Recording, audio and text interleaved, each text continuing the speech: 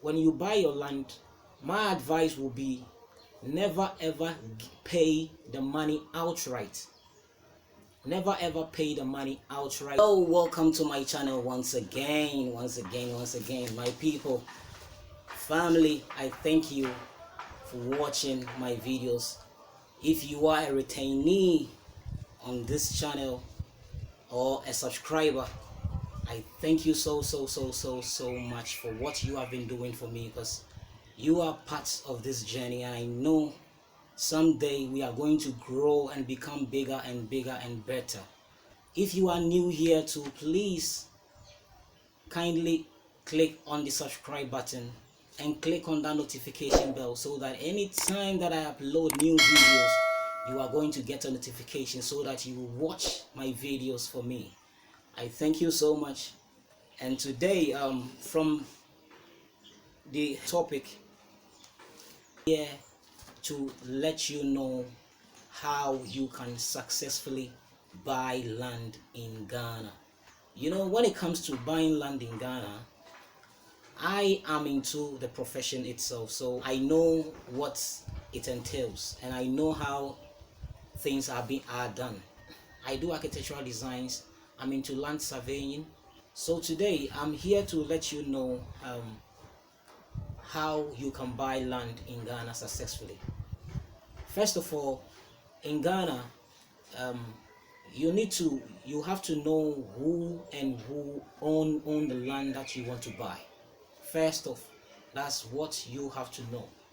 And in Ghana, 5 people or groups that own land. All the lands that you see, there are about 4 or 5 people who own land, and one entity. Some people who own land in Ghana are a family. We have a family that own land. We have families that own lands. We have corporate entities who also own lands, and we have government also owning land, and we have stool lands too. And all these people, before you buy the land from anywhere in Ghana, first off, you need to know who owns the land. That is the first thing that you have to know.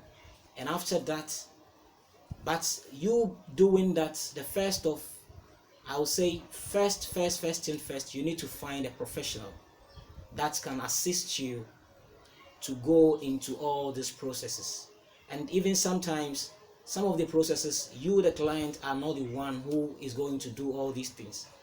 For example, you looking for the person who owns the land, that professional being a lawyer or the draftsman or the surveyor, whoever that you find, these people or these persons can help you know who owns that particular land. And after that, you can go and see these people and let them know that you want to buy land. Before you give out anything like any money to these individuals or to these families or to the government or to whoever owns that particular land, first off, my advice will be you or the professional that you found should make a search on the land to see whether at the Lands Commission, they will make a search at the Lands Commission to see whether the land is registered in the name of the same people who want to sell the land to you. First off, that's what you have to do. If you settle on that and you know that these people are the same people who have their names at the Lands Commission, then you are satisfied and you are settled that yes, these people are the same people who own the land. You understand? And when that happens, then meaning you can go ahead and buy your land from the same people. And when you do that, when you buy your land, my advice will be never ever pay the money outright. Never ever pay the money outright to these people. Never ever pay the money outright. All the money that, let's say, if they are saying the land is 5,000 Ghana cedis, or they are saying it's $1,000 or $2,000, don't pay all the money to these people.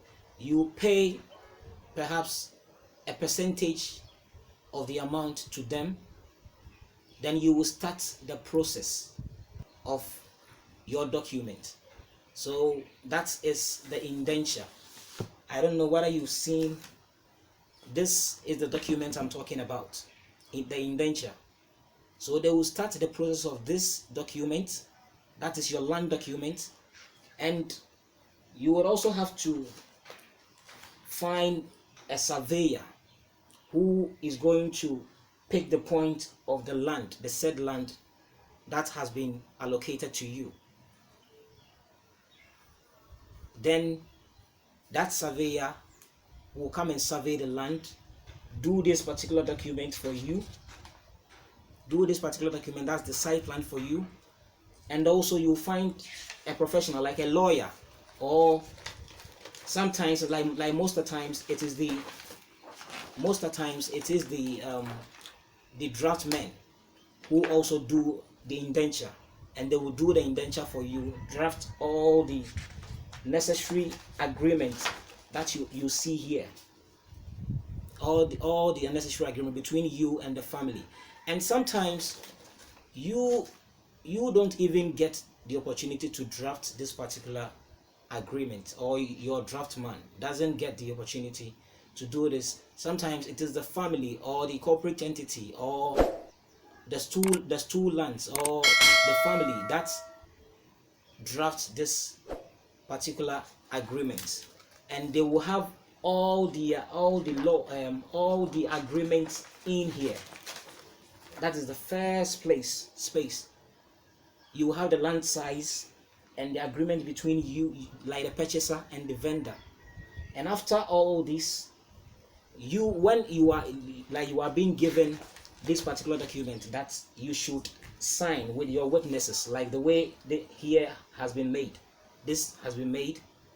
What you have to do is you go and you thoroughly read through the agreement to see whether, like, how the agreement has been drafted or has been written. If you are okay with it, then you can go ahead and sign with your witnesses. Then you make the rest of the payment to the family or the stool or the corporate entity. You see? And sometimes if you are a foreigner, you don't actually, like, let's say if you are not a Ghanaian citizen, it is very difficult for you to get lands more than 50 years. It is very difficult for you to get a land more than 50 years. It is very difficult for you to get a land more than 50 years. So in the agreement, it will be stated in that if they know that you are a foreigner, they are not going to give you the land for more than 50 years. It's Ghanaians who get the land more than 50 years. That's 99 years, or even sometimes forever. Sometimes Ghanaians get the land forever. You can do an outright purchase. There will be no lease agreement. It will be an outright purchase agreement that you will find here when you read through. But if you are not a Ghanaian, you are not going to get the land more than 50 years. If you don't get the land for 50 years, then you have to make sure that you have a renewal clause, because perhaps that 50 years will get there and you are not going to be alive. Perhaps it will be your children, and if it is your children, there has to be a renewal clause that when the 50 years is up, you are going to renew the agreement and extend the time.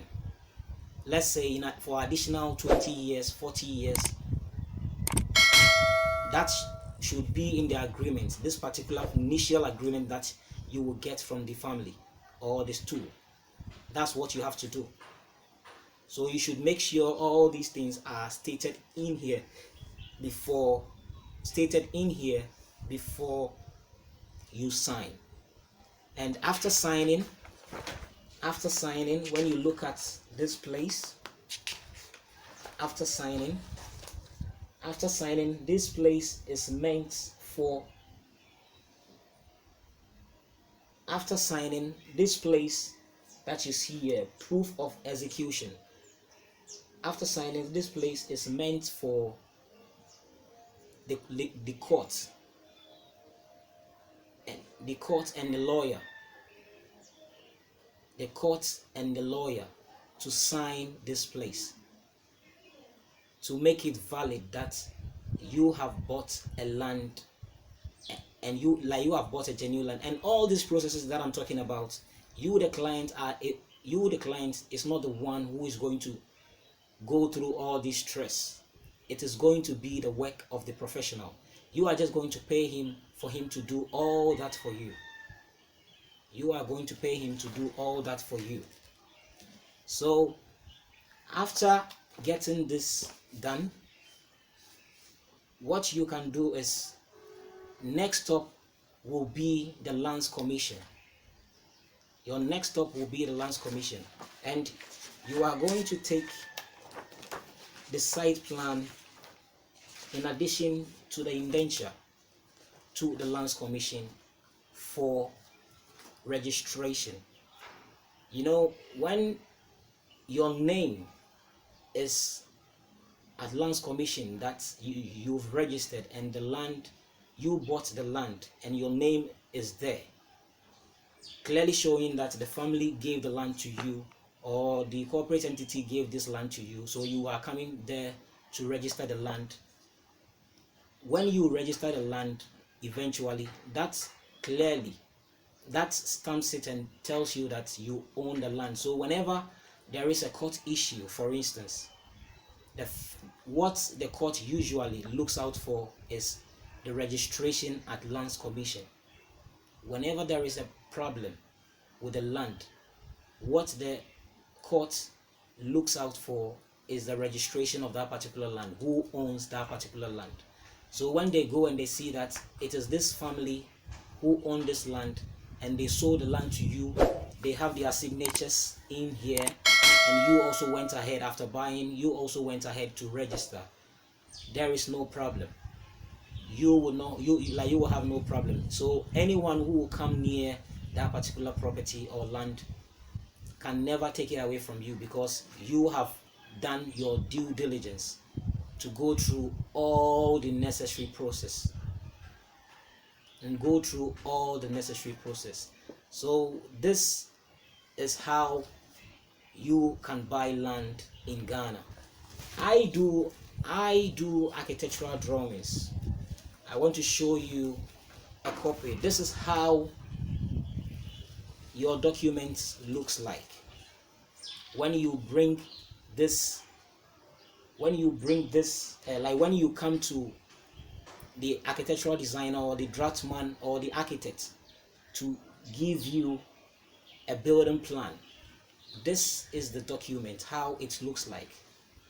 This is the document. When you look at this, this is how this building, after it has been built, this is how it is going to look like. I did this. This is my work, the work that I do. I did this particular work. And after that, when you go inside the document proper, you will see your site plan here, your block plan here, and all the details of the building also here. And you have all the details, like you have everything, the foundation plan, the elevations, everything about it, everything about your building will be here. When you look at this, everything about your building will be here. Your name will be here, everything will be down here or here. This particular corner, usually that's where most people put the names or the title block here. So basically this is all.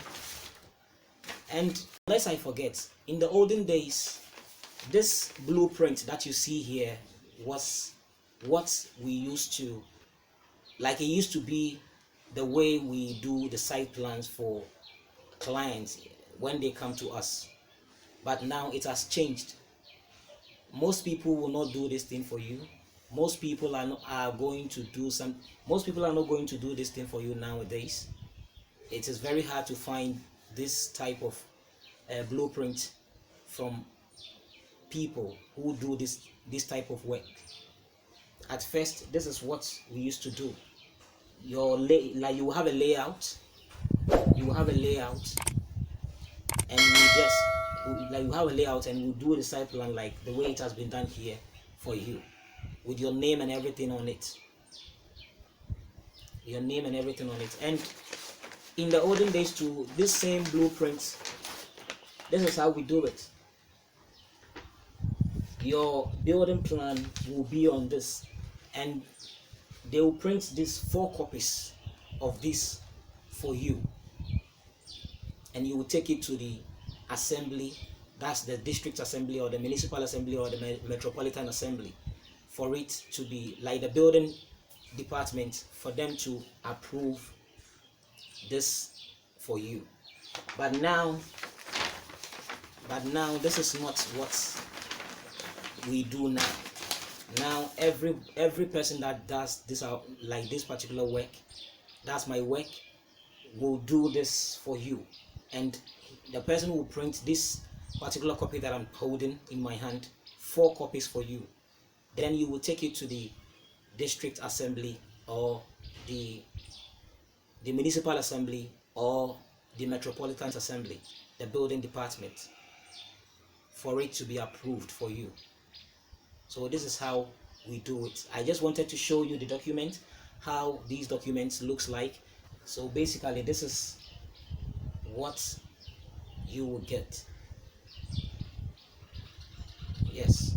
So I'm here, I talk about Africa, I talk about Ghana, I talk about buying land. I tell you how you can buy land, how you can build in Ghana.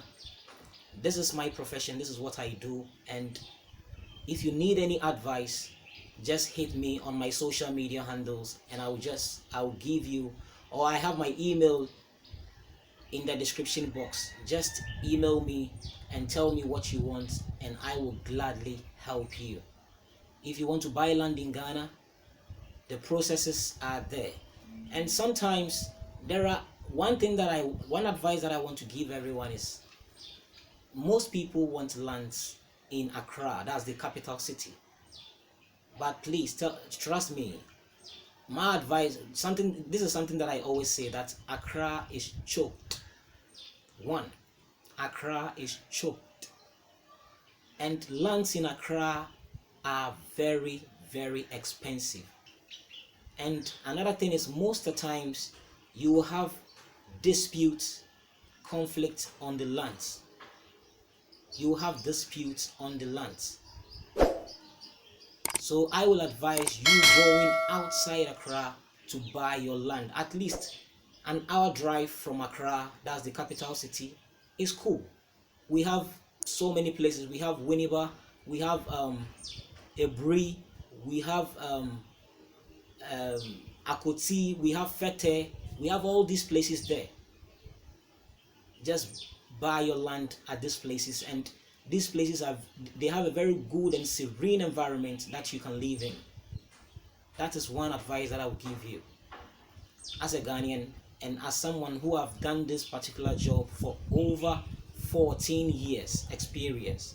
I've led people to buy land, I've led people to build, I've supervised people's buildings to be built, so many things.